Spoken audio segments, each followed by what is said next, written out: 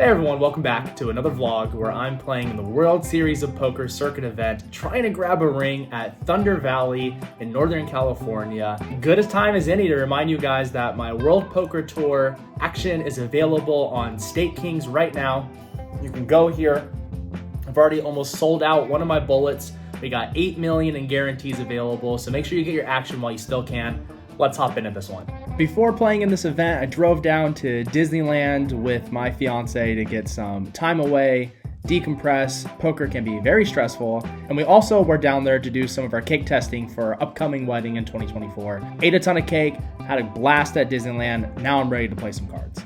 Good morning, StakeKings backers. We're here at the World Series Poker Circuit event at Thunder Valley. The closer today of the $400 single entry event. Wish us luck. Here we go. I'm on property, found the poker room, got my buy-in ready. Let's get these cards in the air.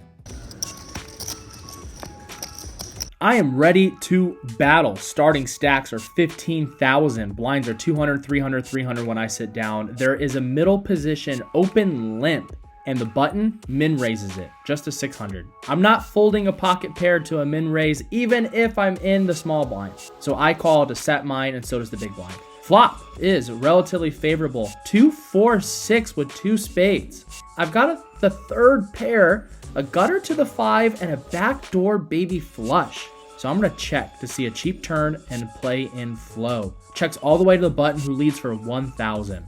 I think I want to call to realize some equity here. Plus, calling can slow down ace king, ace queen type hands that miss. And it does give me an opportunity to try to steal on later streets. The turn is a jack. It's not a horrible turn for me.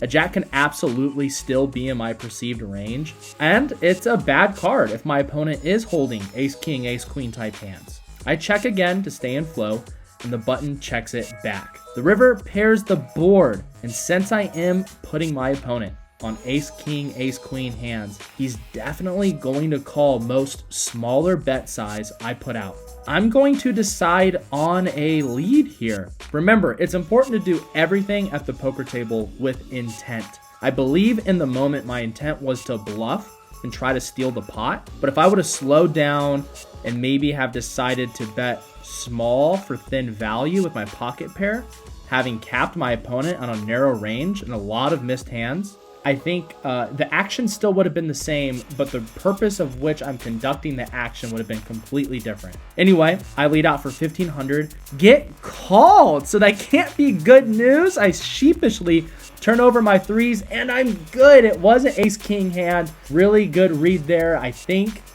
Wish my intent was better, something I should be working on for future tournaments.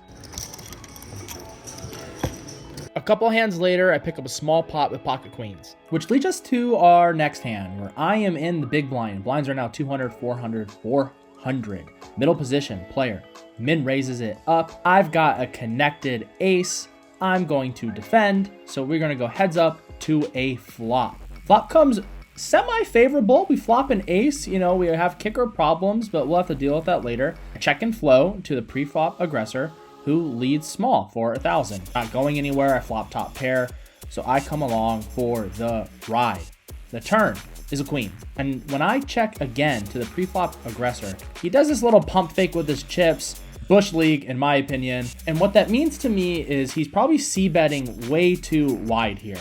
I think he missed the flop. Queen might have hit him, but now he wants showdown value. So he checks back, and we see a river. The river is a blank. And I am just in check call mode here. Unless he jams, I'm probably calling almost any bet here. He does lead for really small, 1,500. I'm going nowhere. I flick it in, and I'm right. Our ace is good here, and I'm happy to take down the pot. Blinds are increasing fast, so now we're playing 300, 500, 500. Folds to me in the cutoff, and I open it up to 1,100 with queen jack off. The button and the small blind both call, so we're gonna go 3 ways to a flop. Flop comes king high, completely misses. I whiff on this board, but because the board is so disconnected and I have the betting lead, when it checks to me, I c-bet for small, either to take down the pot now or find out where I am with both my opponents. The button folds and the small blind calls again.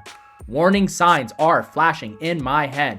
I should not be putting any more chips in this pot with the small blind calling out of position, not once but twice. The turn gives me a gutter ball. When the small blind checks to me, I have no desire to bluff at this and check back. However, on the river, the small blind checks a third time, and now the circumstances have changed. This gives me an opportunity to fire at the pot because I'm sensing some weakness. So that's what I do. I size up to 3,500 and the small blind snap folds. I think being mentally present in this hand allowed me to take this one down.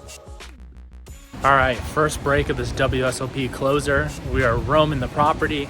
Some gorgeous fountains kind of sprinkled all throughout. Really, really loving it.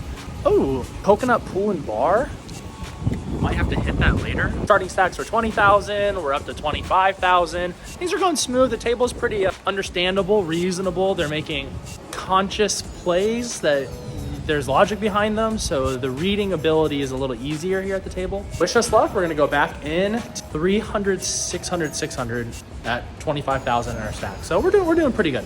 One orbit has passed since break. Middle position opens up the pot to 1,600. I have a suited Broadway. Small percentage of the time I'm 3-betting this, but I'm in position, I'm going nowhere, so I'm gonna call. Another swing and a miss for me on this king high flop.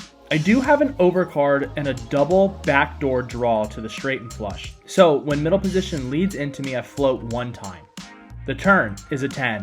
It gives me a pair, but my opponent leads again for a small amount. I don't think I can fold second pair for this price, so I call again with no idea what I'm gonna do on the river. But the poker gods smile upon me as I spike an ace for 2 pair. Sure, I could be losing to a set of 8s here, or queen jack, but I don't think queen jack leads on the flop. And if he has 8s, I'm gonna have to pay him. But that seems very less likely now when he checks the river. So I need to go for value and land on a price of 6,000. Here, listen to my opponent try to decide what to do.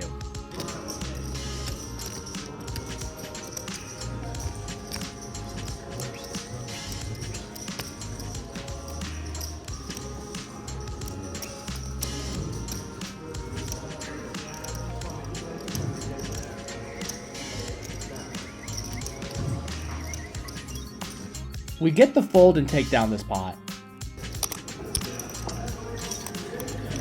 And then disaster strikes. I get moved to a new table and I have no respect. Like Ronnie Dangerfield, I get no respect because every time I start opening a pot, I get jammed into, which leads me to when I do get to play a pot, I'm calling down people super light and I basically punt away my entire stack. And once majority of my stack is punted away, I get put in an uncomfortable situation in this hand I'm about to play for you.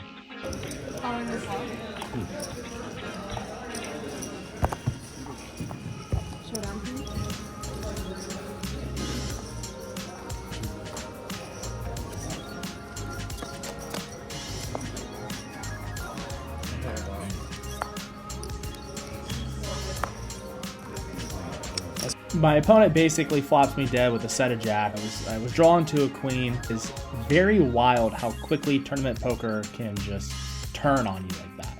You're flying high and then 3-4 hands later you're out. But I had my hoodies, the association hoodies that I ordered that are completely sold out now waiting for me at home when I was playing this. So it was a nice surprise to be able to go home, see some stuff that I created and push it out to the world. And that's going to bring us to the end of this video. Thank you to everyone for watching. I appreciate everyone. Make sure you like, subscribe, throw some comments in there of stuff you'd like to see in the future. We do have the World Poker Tour coming up very soon, and I look forward to playing that and bringing you guys along for the ride. I will see you guys in the next video.